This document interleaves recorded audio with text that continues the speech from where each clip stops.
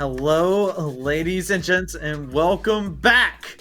As that was a explosive victory for 100 Thieves Nets, and we gotta go ahead and address some of the things that were going on inside of that game. And I'm gonna go ahead and talk where it all started. Mike Young, that draft that we saw there, we were talking about it off screen, of course, and you mentioned that it had a couple puzzle pieces. Well, good, just didn't fit. Yeah, I liked Lee Sin as I was talking about the first ban phase, where it's like if Poppy is banned, then Lee Sin might be a really good option for Kitsuyo because he wants to play the aggressive play style. But I don't think there was enough obvious setup. I think the piece that was missing was a roaming support. Lee Sin really loves playing with roaming supports, usually like hook champions, like Nautilus, Pike. So Lee Sin can play not only with just one piece of the puzzle, which was the Silas, but more with the support roaming to mid too to lock down the Cassiopeia. Just because like Cassiopeia and Trundle are really good at disengaging, that's why they had difficulties in 2v2. Yeah, and even in that bot lane as well, Tahm Kench just isn't, to me, the right support to pair with the Kalista, right? We've been seeing Amumu become the sort of premier support with Kalista, but even if it's not the Amumu, I think Nautilus would be fine. Blitzcrank is great, Thresh as well in a pinch. Tahm Kench is a little bit slow to get that engaged. There is a channel time on that Abyssal Voyage to knock people up. That's not what you need to see. And Shari, for myself, when I looked at this draft, my bigger issue with TBA's draft was when they picked what they picked. They blinded Silas. And I understand that Naro's on the table, but yeah, you can steal his ultimate, but there are bad lanes to be had. Robbie Bob himself last night picked a Rise to punish that Silas. Cassiopeia does much the same here. Again, you wait till R5 to pick up the Tahm Kench, which we've already discussed the merits or demerits of in this particular case. That isn't when you want that particular pickup, and it feels like TBA, they dropped themselves in isolation without really looking at what 100X could draft, and 100X just took massive advantage about it. Great individual answers in lanes, and like Young said as well, Cassiopeia, Renata, you can't play into that. We saw so many times that TBA just had no answers into either of those champions. You didn't need them both, but because you had them both, it was just extra insurance on any engage that came through. Yeah, the Silas blinds have been a theme I'm starting to notice. I'm realizing this. There's something going on. Everybody wants to blind Silas. I'm right there with y'all. The puzzle just didn't get completed, and it wasn't for a lack of trying, right? We saw Kitsuyo's Lee Sin constantly moving around the map in the early game, trying to get stuff going, but Fnatic being the bane of existence. We actually have a replay here to kind of showcase exactly the early game problems that we got to see. And Mike Young, you had some thoughts in regards to it.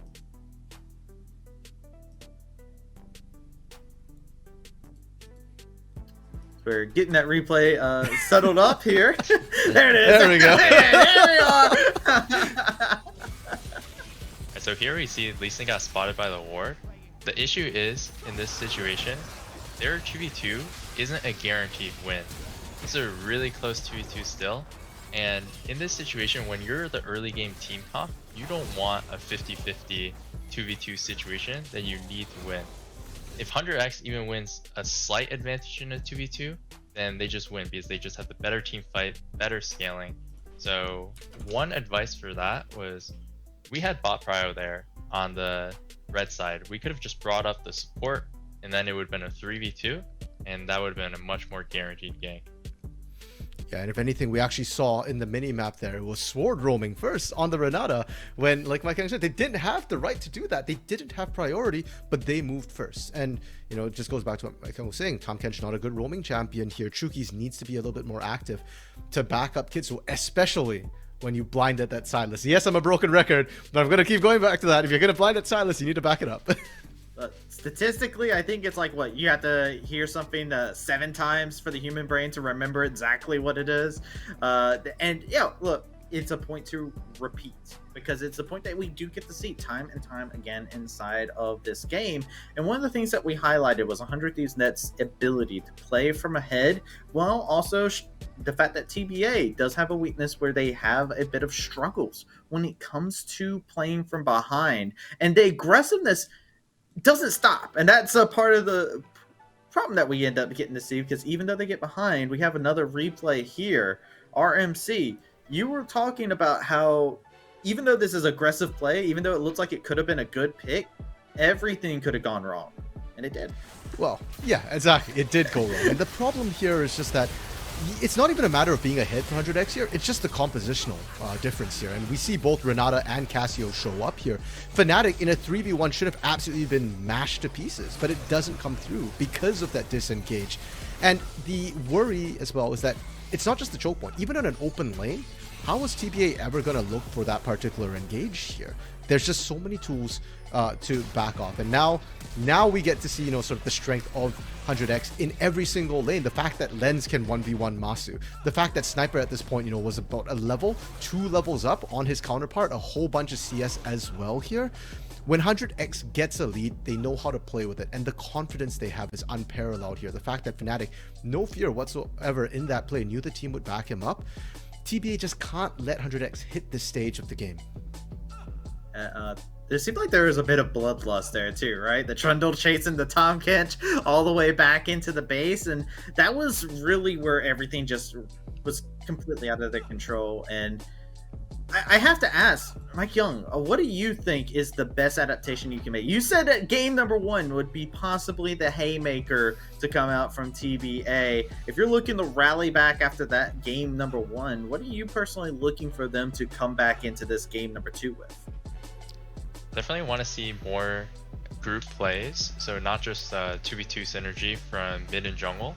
I saw a really good 2v2 synergy, but there also has to be a synergy with the bot lane, with the top lane. It has to be a team game, not just a 2v2 duo, you know, solo queue type of game. And aside from that, better blind picks in draft and picks that synergize with the whole idea of what you're trying to accomplish, not just comfort, not just for lane, etc. I take it you're also an ally in the don't blind pick Silas Federation here, right?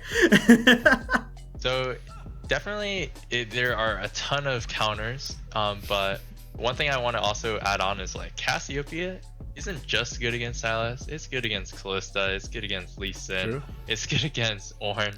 There's so many champions it's good against, Tom Kench as well. So I think I have to give some props to the Cassiopeia pick, because it's literally the best pick that you could play into all of those champions.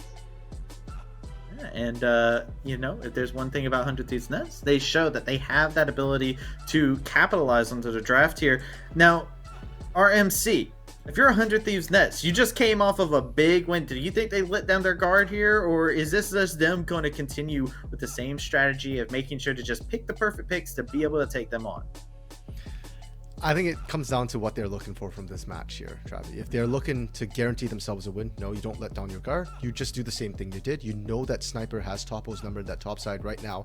Unless Topo pulls up some sort of surprise carry, if he keeps going tanks, Sniper's going to have that free lane, going to have that massive advantage. You know right now that Fnatic seems to be reading Kitsuo really, really well. Every single gank Kitsuo went for pretty much, Fnatic knew and was there to try and answer there. And you know that your lanes pound for pound right now are looking great. So no, you don't change things up. But if you think right now that you're that far ahead here, you've got that leeway, and you want to practice a little bit on stage, then maybe we see some changes come through from them. We've seen 100x kind of do that before in previous tournaments. It has bit them. Remember, Spring 2, they did end up losing that one to Maryville. So for 100x, it really comes down to what are they looking for in this game, especially after how handily game 1 went in their favor. Yeah, and you actually had a very good point when they did the Gnar blind pick too, right? When going against Tapo, who is a very renowned tank top laner, plays that weak side style. How do you feel like Sniper's going to come into this one as well? Because Sniper had a fantastic game. We actually saw a moment inside the game where he 1v2'd and escaped with his life and came out with 2 kills, right? Yeah, for Sniper, I mean, the fact that he could blind pick Gnar is a thing right now. We're seeing it quite often.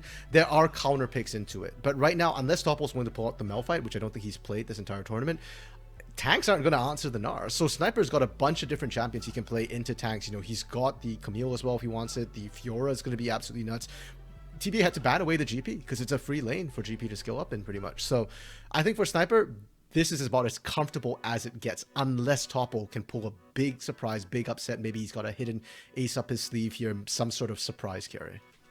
Mike Young, you're the one that called the 2-1. One last thing. What's the rallying call? What's the make the prediction to create one? What's the give that game over to TBA right now? I'm going to look at the support pick. I'm going to look at them playing hard to bot lane, a really aggressive bot lane, not like a defensive, Tom Kench. Kalista is aggressive, but you also need to be on the same page with your support. So I'm looking at the bot lane for this next game. Absolutely. Well, what we're going to do is we're going to go ahead and send it over to our casters, take a gaze upon their face before we get into game. So, gents, go ahead and take it on away. All right, thank you, Travi, but more importantly, thank you, Mike Young. I was not a fan of that Tom Kench being paired up with Kalista. Me and Rude Dude were going back and forth. I thought the Amumu provides the harder engage. That would have been great with Katsuo. You were saying the Nautilus. But yeah, we do got to see something different into that support role. I definitely do feel like Rude Dude. Exactly, especially if they're going to try and pair it with the Kalista again. It's a champion that demands a little bit more aggression through the early stages. Now, Tom Kench can do some tricky things with Fog of War, Abyssal Dives, but outside of that, it's a very telegraphed ability. Generating those early leads with the Tom Kench, not the easiest thing to get a hold of. It's not the best setup. So maybe try and pivot out of that. Or, of course, you can change your ADC pairing up as well. You can go for something a little bit more scaling, something that pairs a little bit better with the Tom Kench itself. If you want to go back to something like the Jinx and the Aphelios, which we are seeing really start to return to prevalence down in that bot lane. And the Tom Kench feels like an absolutely fine pick, A-OK, for me to get on board with. We'll have to see what sort of adaptations we do end up seeing by TBA. It was a big detraction from, I feel like, what we've known from them. We got to see them for their early game 2v2 skirmishing. The Robo Kitsuo synergy really sort of spoke to us in that first game, but not so much the Robbie Bob on Victor, Marsu on something like the Jinx, something more laid back, more scaling oriented. I think that this is probably a good chance for them to go into something more comfortable and see what they can get away with, and then we maybe see something default back to more what we expected from 100 Thieves Next, where they go for a bit more early aggro. Now, for me, on the other hand, I actually think a lot of their draft went well for the early phase for Team Pending. I like seeing the Kalista and the Lee Sin picked up early. I think the Sylas was a little bit of a rough one, and then showing where the Sylas was going in that R4 made it a better draft coming out for 100 Thieves, because they could draft for those counter picks, for those counter lanes, and they did, right? We saw the Cassiopeia do so much work against this short range composition that was struggling to engage on a you look over on the top side, Dark Wings, of course, he was able to get that Gnar very early and just style over onto that top side. So, I mean, I think it comes down to the draft quite a bit into this one. I think those early two Kalista Lee Sin picks were great. I think it needs to be followed up with something much more spicy for the early game agency and to continue to play towards that play style that TBA are so well known for.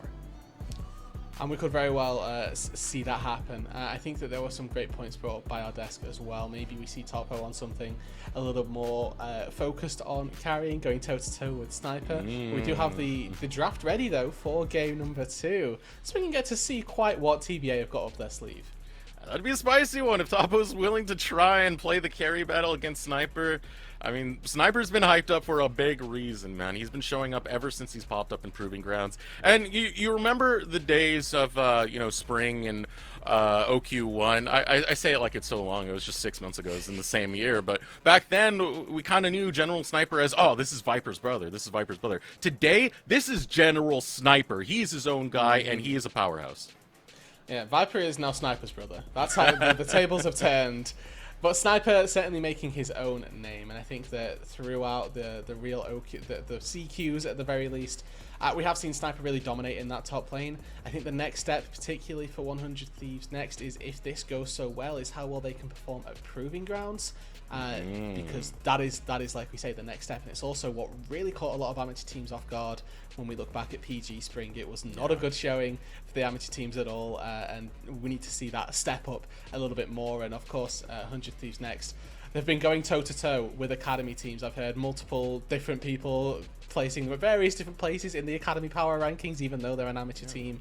But we need to see that evolution from the team to be able to actually show it off. Yeah, that'd be spicy to see. I mean, 100 Thieves next. They've come a very long way to get to this point. Now we're going into the next stage as Proving Grounds just waiting around the corner. Let's take a look at the draft. What's been banned away? Still banning away that Rengar. This time the Renata is going to be the change up here. Not going to see that onto the Rift. Banned away by 100 Thieves next would be a great pick to have for Team Pending. They want to play for that early game state, but instead they're going to grab that early Poppy. It does give a little bit of flexibility over to Team Pending and some safety on top of that. And it's also worth noting that the Gnar was banned away by TBA, also triple banning out Sniper in game number 2 through that top lane. Aphelios, though still able to get through Lens, picks that one back up for himself. He's going to have multiple potential pairings. We have got that Tahm Kench, like we touched on, that could go better from TBA in game number 1. Things like the Lulu, also something that is definitely very prevalent. And Sniper now going to be put onto on duty as his counterpart was in game number 1. We get to see what TBA have got to pair up with this one. Yeah, again, we put Sniper on the weak side. You know, we've had interviews with Sniper in the past where he said he wants to become a weak side king. That's the next step of his evolution. So if he's able to make it there, as Team Pending now hovering the Ezreal. So be a little bit safety. It spikes a bit more into the mid game. Change up of playstyle is what I'm seeing from Team Pending thus far. We have seen Mosu actually really style on the Ezreal as well. I recall a couple of times back in the quarterfinals, at the very least, on in Summer Qualifier number 1, where he was, you know, flashing, dashing under turrets to pick up kills, and nobody was expecting it from the rookie ADC of TBA. But this Ezreal pick, certainly not something that is it's obviously something that has its own safety elements, but when piloted correctly, can go forward and can be a very aggressive ADC also. And we do get to see the tried and true, Classic. It feels like, the Robbie Bob Victor versus Azir matchup in the mid lane. Darkwings has taken this Azir matchup multiple times as well. Another mid laner that he's happy to blind, knows that he's going against the Victor, so doesn't feel too remiss to just pair 1-for-1 in this mid lane match. Yeah, for the circuit qualifiers, these are the most played champions for these two respective mid laners right here. But I'm looking at 100 Thieves next once again. They're not playing for early game. They are grabbing a lot of scaling picks into this one, a lot of team fighting picks, Rudy. This is like, back in Collegiate League, remember we had Ornn Jinx was like the late game Collegiate Hybrid, or Exodia, because you just had the 2 picks and you were like, well, all else fails, we've got the late game. And it feels like that's what 100 Thieves next have gone back to once again. They've got Ornn in the top lane, they've got Azir and Aphelios right by their sides. It feels like they could plug and play any 2 jungle support pairing into this composition and it'd be fine. The question is, what are they going to go for with it? Because they could go for something very aggressive, for example, a Jarvan Nautilus, and really try and throw down and potentially punish in this early stage. They've also got the option of going for something a little bit more scaling oriented, potentially an Enchanter in that bot lane, another tanky front line for Fnatic to pilot. And it's going to be quite the mission to get an Enchantress, considering how many just got banned away. Karma, Yumi, Lulu, all taken off the map. Of course, all work really well with Ezreal into that regard. Trundle going to be banned away on top of that, so 100 Thieves next.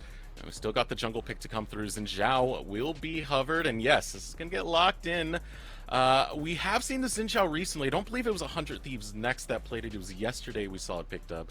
Can't remember what the results were for that one, but happy to see that locked in once again. What I can tell you, though, is this is allegedly, I'd say, a bit of a self-counter pick.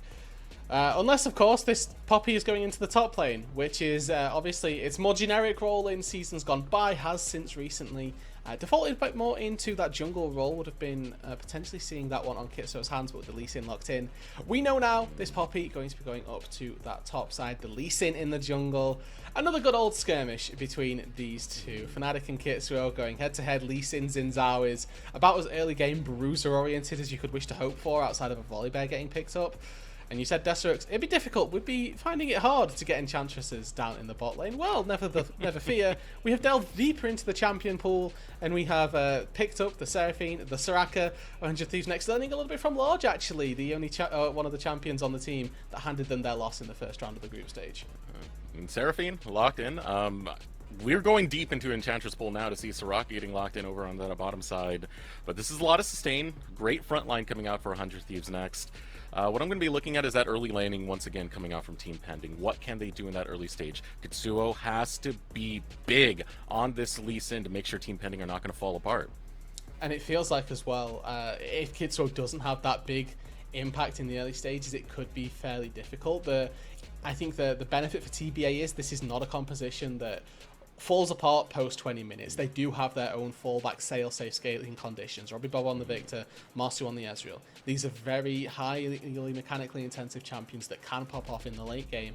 And I also feel like saying that we delved deep into the Enchantress pool feels a little bit difficult when we have Seraphine in our lobby, who is sometimes just a permanent ban. Yeah, she made it through somehow. Slipped away a little bit of a Trojan horse right there as a final pick, Seraphine. So late into this one. Now, as we head into this game, 100 Thieves next are at match point. I do put the weight onto Katsuo. I want to see his early pathing. I want to see where he's going to go. And if he does go for that match onto Fnatic, he's getting early information right now as he's spotting out on this 5-point coverage where he sees Fnatic just over by those Raptors. But of course, Fnatic's not going to make this easy information to gather. Robbie Bob, a little bit too forward right here. He'll get punished out. He'll walk right on.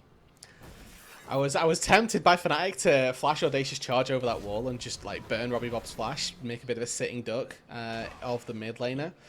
That's not going to be the case, and they are just going to delay the recall a little bit. It means that Robbie Bob's going to get to late, slightly delayed more so than anything else. But it's not too difficult. What I want to touch on quickly, Destrix, before we get fully fleshed out into this game, is actually the jungle matchup specifically. We know Xin Zhao and Lee Sin, two champions that go very well into the late game. Oh, not very well into the late game, go very well through the early stages, excuse me. Their drawbacks, in fact, are in the late game. And I want to harken back to what you just said, that the pressure is on Kitsuo here on the Lee Sin. Because in the late game, when a Lee Sin goes forward, he can kick somebody, and then that's about it. The benefit of Xin Zhao that Fnatic has this game, when he goes forward, he's going to be able to use the Crescent Guard, and he's going to buy safety. He's going to buy time, because there aren't melee damage dealers. Kitsuo and Topo do not want to be focusing this Xin Zhao if they can help it.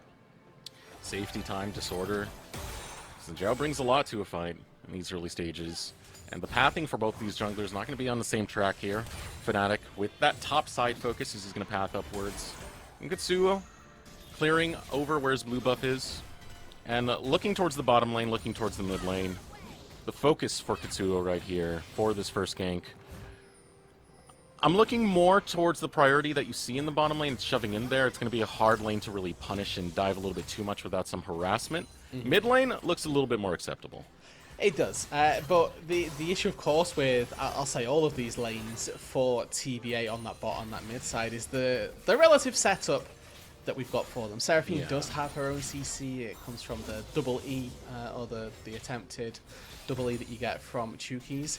But for Victor, and just in general, trying to gank either of these lanes could be fairly difficult for Kitsuo if he doesn't have a really easy angle in, if there's not somebody overextended. Where on the flip side, weirdly enough, this top lane matchup, what you tend to see from tanks is that they do have a lot of setup, but it's not somewhere that these junglers tend to want to path towards because of the overall game impact that it's going to have. Fortunately enough, Topo, fairly overextended in this top side, doesn't have a ward just yet, and we may well see Fnatic try to punish that. Topo needs to get this wave in as quickly as possible because Fnatic already going top, and Kitsuo's actually mid lane. He's already going. Ganks coming out from both junglers. Mid lane gank. Not going to find the Sonic Wave, but now Topo, a little bit too deep right here. Audacious Charge will get followed through. Steadfast Presence not in time, but the wind becomes lightning. Doesn't land onto Topo. Will not give that slow. He will be safe. Okay, flash for flash jungler for top laner here, so Topo going to be a little bit of a sitting duck once again. If he, overextends in this lane for too much longer, of course. Poppy actually fairly decent wave clear in the early stages of this matchup. Shouldn't be finding it too difficult to get that wave crashed under the turret, and a TP from both tops should cement that early game, should cement those bases. With that mechanical skill coming out from Masu, does get a good punish onto Lens. Ignite going to be ticking away, not enough to drop him. That's one of the problems right there. Got to fully commit right here. Soraka can heal up, cost her own health, but getting low. Both of these health pools. Katsuo's in the area, spotted out by a ward. It's going to be commit. It's a while before Fnatic gets there, but no, the minion wave is not crashing into the tower in time. Instead, Katsuo will take the recall. Remember, fighting these enchanters in particular, Seraphine provides you shielding and a little bit of damage, but no innate sustain. If you take that damage, it sticks onto Masu, onto Chukis, where Sword himself can sustain his own health, can sustain Lens as well. Lens was about 100, 200 HP at one point in that lane and is already back to full HP between Soraka plus Fleet Footwork. Now he's perfectly fine, other than the mana bar. Needs to take a recall for that, of course, cashing in. Gonna get that first back. Fnatic looking to focus over into the mid lane. Not finding too much there. Darkwing's just shoving in the wave, so it will be a steal of the camps coming out from Fnatic. He did spot out earlier where Katsuo was. Should be expecting Katsuo to be towards his top side since he did take that recall in the bot lane earlier. So we'll see if that tracking really does amount to anything else. Katsuo still pathing towards the mid, still pathing towards the bot. Shadowing and making sure that his strong sides can be safe, making sure, of course, that there was no secondary attempt at that dive to come through. Interesting. Now, there's a good crash coming in on this top side. Sniper trying to get his last little bit of health before this dive attempt happens. All right, Topo trying to get the angle right now, but Sniper's not going to make that one easy. Topo still not committing as they see the teleport. A double knock-up coming out from Sniper, and Dark Wings has arrived. Still able to slam jam, thank you ma'am, take down General Sniper, and now Dark Wings is by his lonesome. Will even that up for a 1-for-1. Katsuo now heading for the heels, realizing that Dark Wings is level 6. You're just a level 4 Lee Sin. You can't take that fight. Overall, though, once again, actually very good for TBA. Another 1-for-1 for First Blood, but this time it is a decided advantage, I feel like, over to TBA. The wave is fully crashed under the top lane. Sniper misses out on all that experience. He's not going to be able to get any of that. Had just TP'd back, actually, into the lane, where Topo can go back, spend the gold he gets from First Blood, teleport back to keep the experience level, and have a nice time of things. Ooh, but this play coming out in the bottom lane, Len's really aggressing right there. I also want to point out that it's a little bit of a pseudo lane swap coming out to make sure that Sniper's not going to miss too much in farm, keeping Darkwings up there. This is a rough spot for Darkwings, who does just slide out. Topo will not get the Keeper's Verdict in time, but that was smart right there. You're keeping the farm as level as you can. You're making the best of the situation for 100 Thieves. Does mean that Sniper's going to have a really awkward lane to get back to. We do get a replay of this dive on the top side. Now, importantly, Kitsuo's Resonating Strike initially here misses, hits a minion, would have made this dive much cleaner and a lot easier to get away with. And as soon as Darkwings gets in here, you can imagine the difference if Darkwings is level 6. That's a swift 2-0. But Topo finds the angle, slams into the wall, and manages to barely find the kill onto Sniper. Of course, as soon as this XP from the kill comes through, Kitsuo looks to find the response on to Darkwings, not able to do so. Nicely timed flash, actually, by Darkwings. He was flashing for the auto, but also flashed the Resonating Strike as well. Topo's got to feel good about that one. Gets the kill onto General Sniper. Nice outplay on the angle to be able to slam up against the wall right there. So Topo showing he can bring some fight. He can bring some fury. Now taking a look at where Katsuo's headed right now. You have a wave pushed into the mid lane. Darkwing's really shoving over there. The fight will be the top lane. Steadfast really Presence good. completely denies the call of the Forge God. Here's Fnatic. Keeper's Verdict will knock him away, but the knockup followed through by Sniper. It's just a bouncy house here in the top lane. No one's going down. It's all just fun and games. Very good. Very good by Topo. Absolutely outplays in the 2v1. There's no other way of putting it. Steadfast Presence denies R2 from Sniper. Send away Fnatic with the Keeper's Verdict. You don't have to burn your flash. It wasn't available to burn in any capacity either. So getting out with all of the resources available. This is why Poppy, I feel like, is rising really heavily in the meta. Not just because you can get away with fancy things like that. His lens now could look for something. It is worth mentioning. There we go. Gets hit by the turret. Masu running low. Doesn't have much mana, so can't provide much in terms of Mystic Shots. Katsuo is headed down here. Sword walking to that direction. Caught by the Sonic Wave. A quick flash comes out, but Katsuo follows suit. Lens losing his support. Now into the 1v3. Forced to burn Cleanse. It will keep him alive, but he had to burn his summoners. Very close down on the bot side, but once again, TBA coming out on the front foot with it. It is Sword, who unfortunately falls down in that bot side, burns flash and heal, but Kitsuo still able to find the kill. The Iron Spike Whip on the Lee Sin, just enough damage and provided to get a kill for himself onto the Soraka. And both summoners burned by Lens as well. Now makes this bot lane potentially re-gankable for the jungler of TBA. Kitsuo has just dinged over to level 6. His flash is going to be up inside the next minute or so. Very real timing of threat for the 100 Thieves next bot lane, and I'd love to see TBA try and capitalize on that. It's going to be a tough thing to capitalize on because look at the pathing coming off from Fnatic. He is starting up on that Golem's camp, will be headed towards that bottom lane. At the same time, we're getting the reset from Lens and Sword. So that could match down there to make sure that bot lane is not going to be too well off. Katsuo has to pick his time carefully. Yeah, and it looks like going to be prioritizing the camps for now, and it means that that window albeit where we had this little bit of time, Kitsu on the bot side. It's not going to be able to be capitalized on, but there's still obviously a large window of time where Lens's flash isn't going to be available, and the expectation is that Fnatic won't be bot side the entire duration of Lens's flash cooldown. But we'll have to keep our eyes and make sure, see if there's anything that can happen down there. With the Drake up in 2 minutes, there's an opportunity for another fight to happen on that bot side. First dragon of the game did go the way of Team Pending, was once again exchanged for a Rickhold, which we can currently see in Fnatic's inventory. And they may look to just try and put that pressure back down into the bot side. Okay, Kitsuo, you ganked our bot lane. I'll gank yours. It might not result in a kill, but we'll get the Herald and a lot of gold. So the focus down here towards the bottom lane. Look at this this coming out from Fnatic. He just flashes the wall. Oh my god, a straight LCK move that I'd seen posted a little bit earlier. Now Fnatic, surprise, surprise, here's the Crescent Guard, and here's the rest of 100 Thieves next, just dropping that bot lane. Lens, double kill. Cool guys, don't look at explosions, and Lens doesn't need to look at his Q to know that he's going to take down Marsu with it. 2 for nothing on the bot side, and doesn't look like that Fnatic's done. It's the new gank path. From lane to lane he goes. He sees the mid lane and says, thank you, Dark Wings. Another paycheck cashed in. Fnatic beasting this 11-minute mark. Wow. Just getting seen in the bot lane and then able to easily transition onto that top side. You have to feel that's a bit of an overstep by Robbie Bob. Can't really discredit the bot lane of TVA too much. Expecting a flash over a wall like that, maybe not something that we'd see from every jungle, but Fnatic's high IQ pathing, the recognition that this is a guaranteed double kill, means that he gets 2 kills there, and the extra bonus one, I'll say, in the mid lane for Robbie Bob. Still with Flash not able to get away, unfortunately, as Fnatic finally makes his impact on the early game. Was 0-0-0 until then, and in the space of, we'll say, 30-40 seconds, has just taken over. Absolutely taken over. That play, such commitment to go for it. Kutsuo's itching to find something of his own, but look at the damage he just took going for that. Loses half his health, didn't really get that much on the Dark Wings, and we're 6 seconds away from this dragon spawning. Fnatic's hovering towards this area. Kutsuo's not that healthy. Now, importantly, there are vital cooldowns for 100 Thieves next that are missing the Crescent Guard. Actually, now just going to tick back up off cooldown. The Emperor's Divide won't be ready for a little bit of time, but it looks like that's going to be, the early game at least, the early ganks that we just saw from Fnatic, going to be enough of a deterrent from TBA to at least go for it initially. With bot push going their way, they're going to open up onto this dragon. Worth noting that at this point, Robbie Bob with 100 CS has got Victor perma wave clear, perma push in that mid lane if he can get access to the wave. 1 laser through the center of it pretty much clears the entire thing out.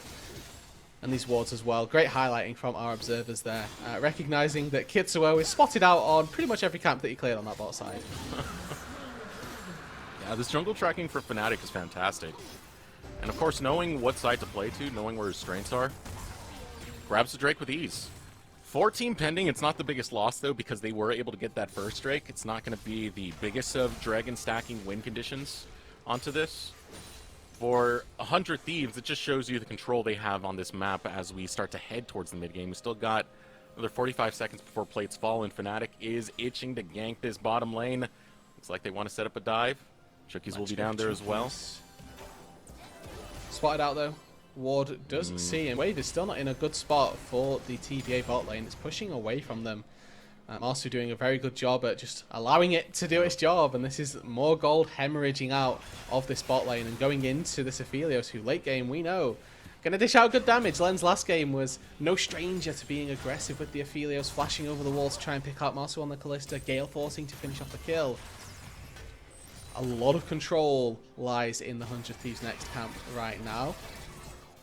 They're just looking to keep this game nice and slow, really. They don't need to go for particularly proactive plays. Their composition scales very nicely as Kitsuo now going to look for something in the mid lane. Are you sure about that one? Fnatic's been waiting for that gank for a while. Kitsuo just instantly bails. It does get the Emperor's Divide out, so a nice cooldown going to be burnt right there. But Fnatic, I don't know. His jungle pathing has kind of just been gank. He shows up, clears his bottom jungle, goes bot lane, gank. Okay, what am I going to do next? Gank mid lane. Huh, luckily Kitsuo's there, so it's a counter gank. And that ult may have looked a little weird by Dark Wings. Want to mention that it actually wasn't. Kitsuo has flash, can go. Fnatic though, 1v1ing. Ooh, hop away, Kitsuo. Sword and Lens, now returning fire towards the bot lane. Team Pending, unable to get anything towards this little skirmish breaking out. Gonna chase away the rest of the members of Team Pending. So nothing found from Kitsuo's invade, nor from the collapse that resulted from it. We're just going to continue to see this slightly slower, slightly more measured approach to the early stages, as Team Pending not necessarily as gated by the clock as they were in game number 1. Their Victor, their Ezreal, will come online at a time. No Muramana finished just yet, no Mythic for Marsu, means this Ezreal still in that early game dip that we tend to see from Ezreals, but still quite capable of getting that farm, using the safety that is provided by the champion to stay even with Lens in this bot side. Gale Force, of course, already completed for the 100 Thieves next AD carrier. Snipers going for a little bit of an exploration, tries to stop Topo's recall, and one of the things that I quickly want to touch on this top side, Poppy's Q, for the reason that we saw it beat Wand and taken into the top lane up against this Ornn, deals damage based off of your enemy's maximum health. So Ornn, who builds a lot of health, takes a lot of damage from that initial Q. And we've already seen what else Poppy does towards Ornn's kid. Steadfast Presence is such a big tool of stopping Ornn's engages.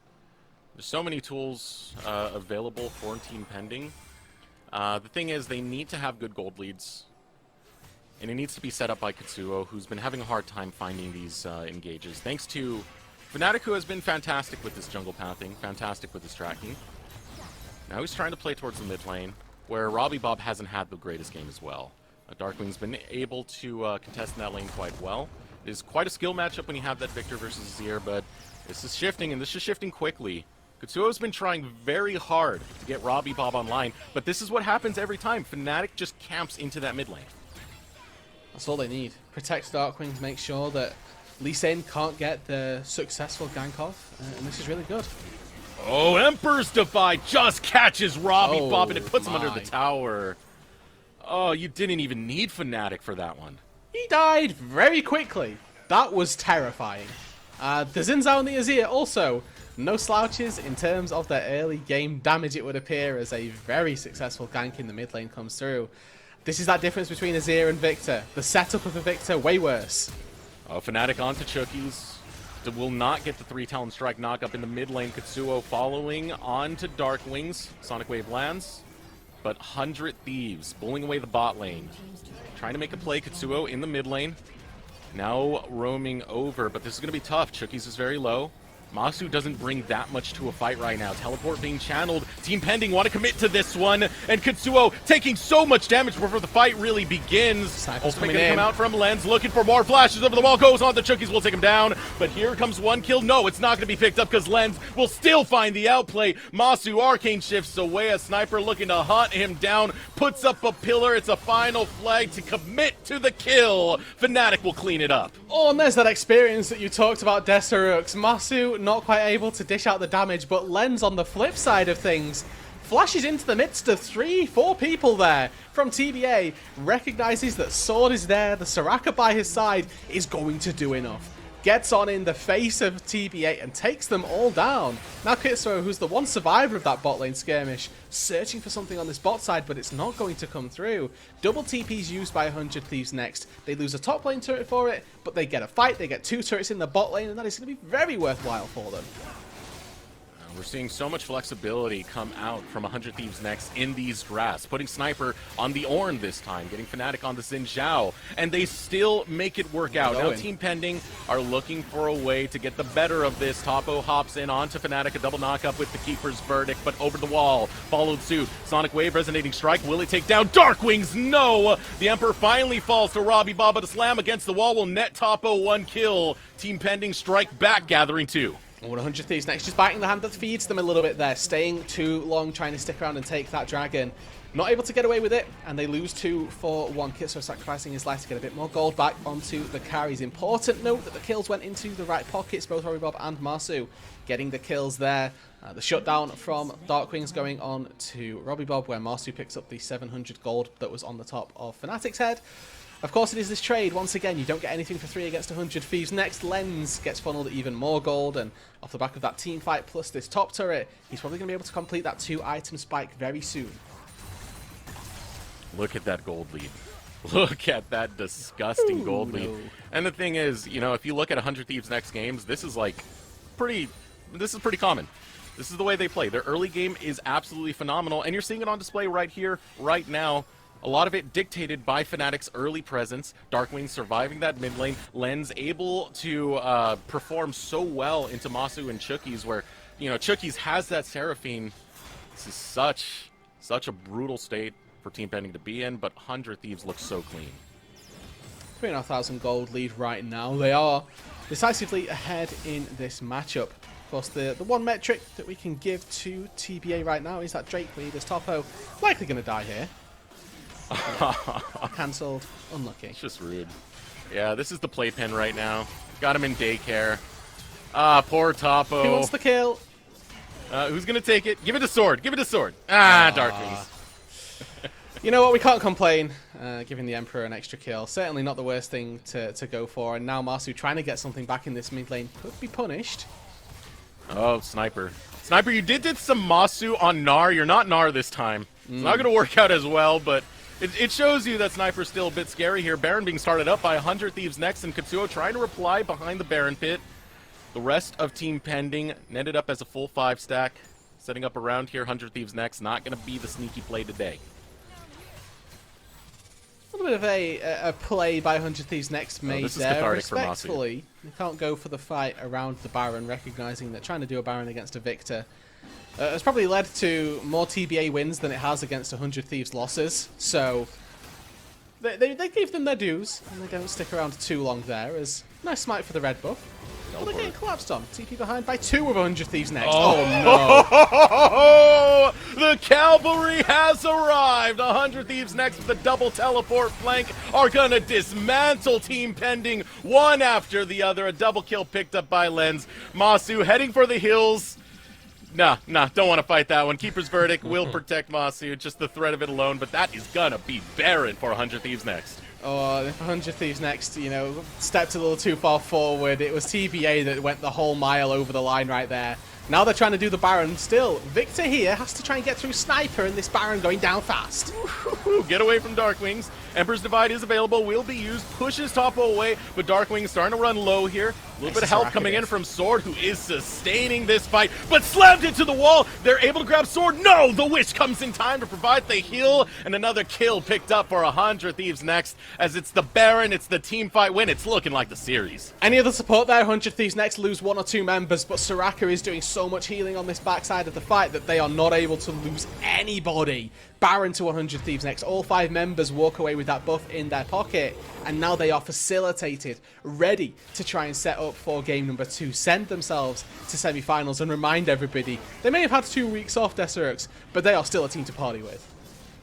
They are still the most terrifying team that we've had in a very, very long time, and I've been casting amateur for a long time. I've been around since 2018. That was the last time I seen a team as dominating as 100 Thieves Next. It was Polar Ace that eventually became Radiance. 100 Thieves Next is putting on performances that I've never seen before. Even Polar Ace from back in that year couldn't put up this level of style that we're seeing from 100 Thieves Next, as they just keep growing, they just keep shining, and they just keep looking so prepared for Proving Grounds. Now they've got to finish out this game and cement themselves as the best. And it looks like they can do it here. Another fight in the bot lane. Oh, Darkwings! What a sweep. Puts down Katsuo. It's that easy. It's the type of style that we see from 100 Thieves Next, dude. Oh, it's a not dive? over, though. It is not over. A simple dive coming out. Call the Forge God. Lens will pick up that one. Masu heading for the hills. Doesn't want anything to do with the Thieves. Knows the threat the Thieves are bringing and knows his base does not belong to him much longer. Mid tier 3 going to fall. Bot tier 3 going to fall. Robbie Bob coming back to try and defend as best as possible, but can only do so much on this behind Victor. Topo dashes forward. This is going to be very simple. All right, Topo. All right, Topo, it's the hero play time. Can the Poppy come through? Slam against the wall. One to Darkwings. The silence is there to stop the Q.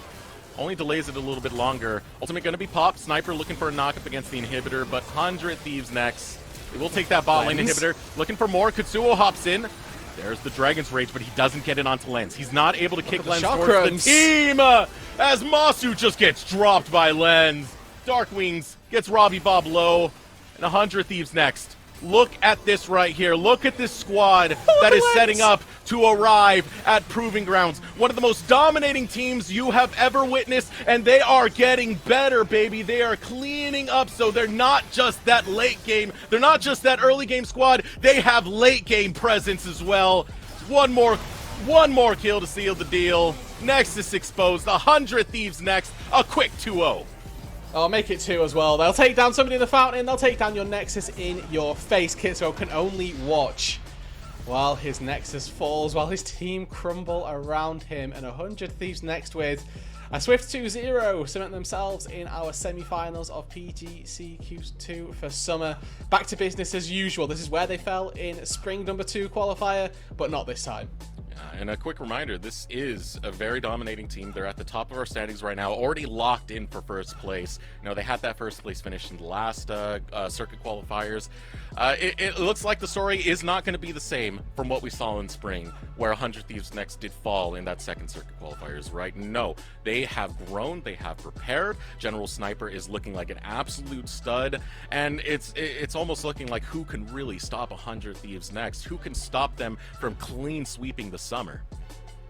Yeah, that's a difficult question, and it's one that is not going to be answered in the quarterfinals, unfortunately for TBA. The final that Kitsura wanted from the first qualifier was ultimately incredibly one-sided. A total of, I believe, 7 kills across both games for TBA, not what we would have expected from them, and the series largely done really quickly for 100 Thieves next.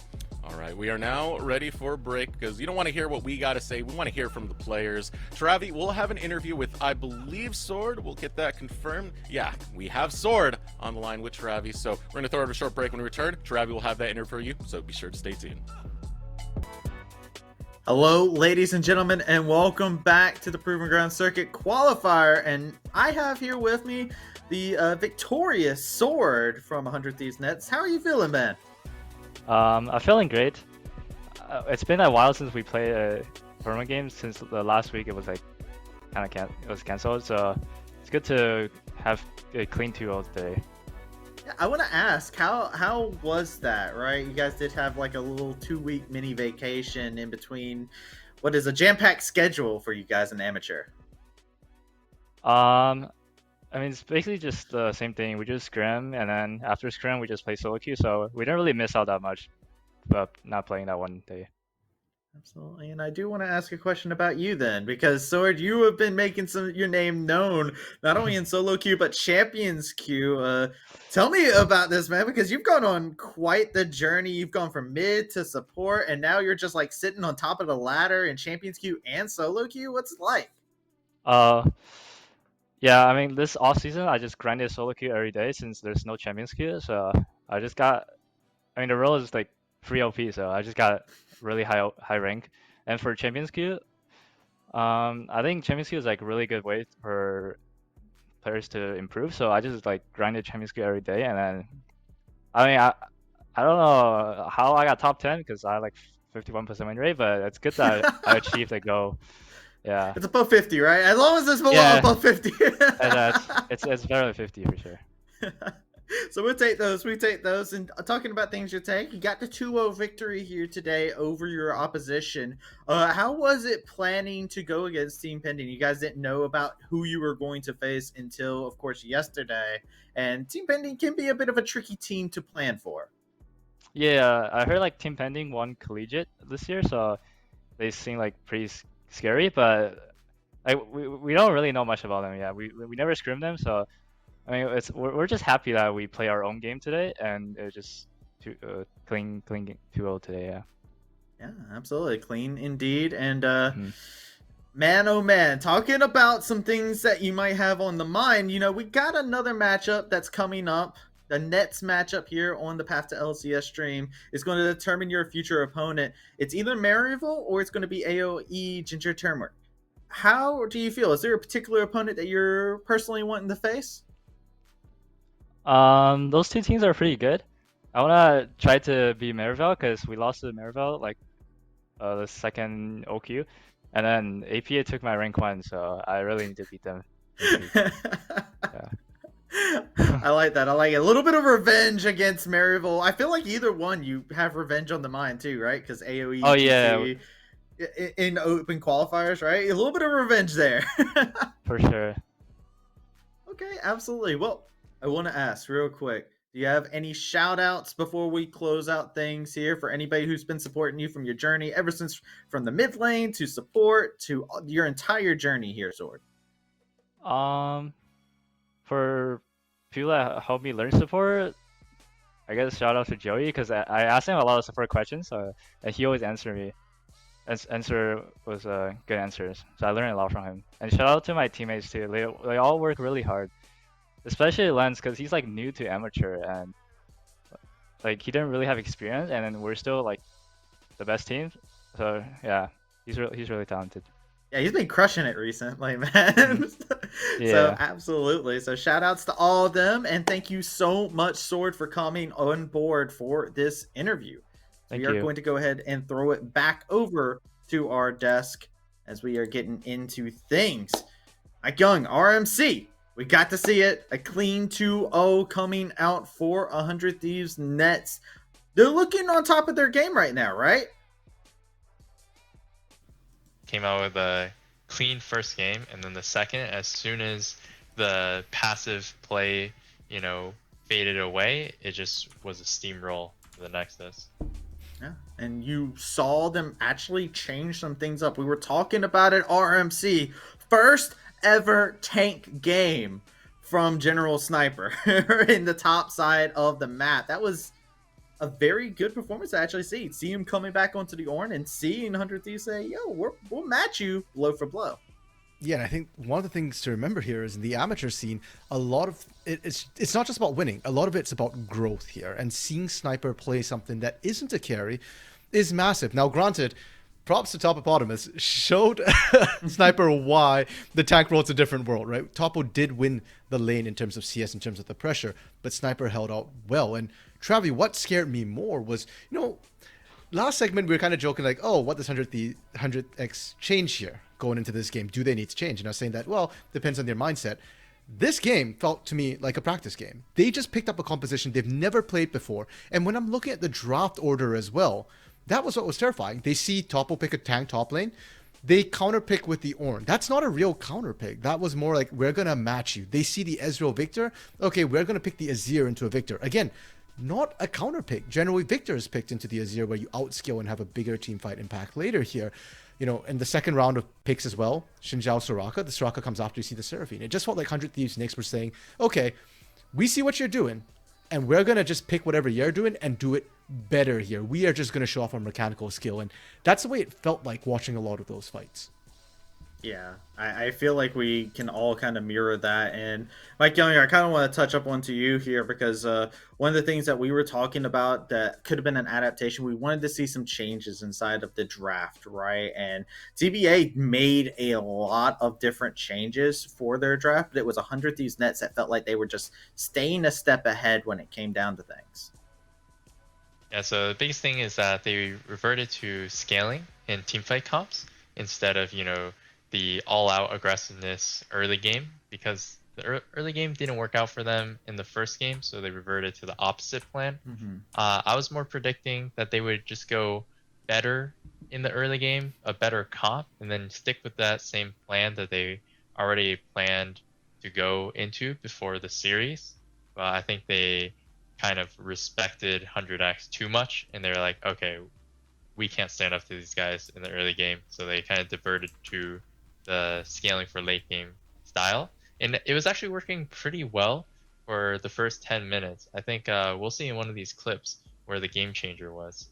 Yeah, absolutely. And hey, look, I was a fan of it. There were some cool things that were happening. I was, they both of my desks can agree that I was a Topo cheerleader for the Poppy angle that came out, but it was a lot of things that switched things around. And we have our very first replay here to actually show how 100 Thieves Nets turn things around. And again, you were a big fan of how Fnatic plays this.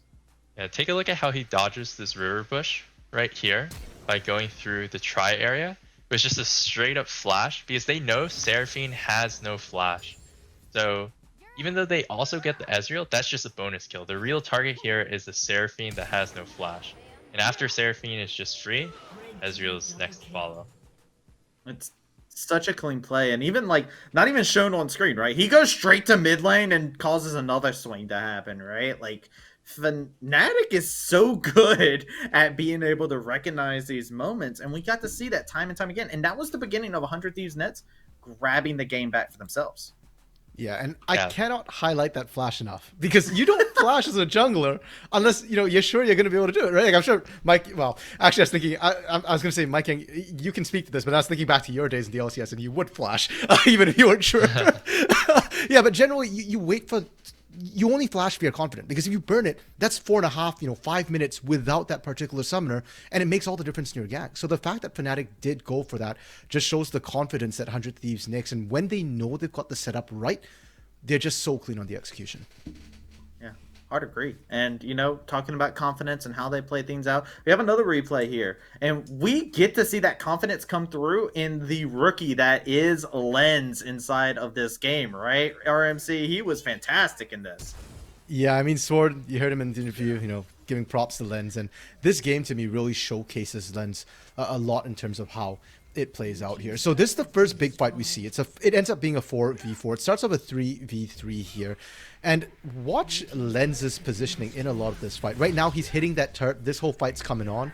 And the team's confident because they've got the Soraka. But Lens here, flashing over the wall, actually dodges the Encore, then puts himself in a position to pop off. Again, another very confident sort of move here. And granted, a lot of that is coming off knowing that, hey, I've got the Soraka in my back pocket. I've got heals. But even then, these sort of plays are things we associate more with Masu and his aggressive solo queue style here. But Lens isn't backing off and saying, sure, I wasn't found in solo queue, but I was picked up by 100 Thieves Knicks for a reason. This is the best team, and I'm going to show you why I was the best AD carry for them. And Mike, can you speak to like the level of confidence? Like he has to have so much confidence in not only himself but his team too, right? Like that was a pencil away from disaster, right?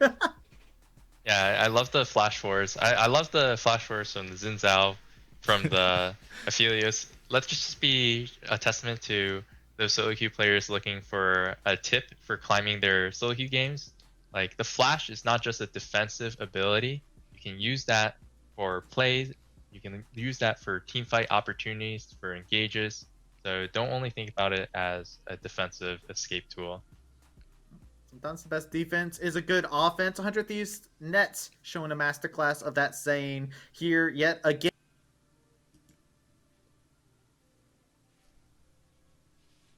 Oh, we might have maybe lost disconnect. Gravity there.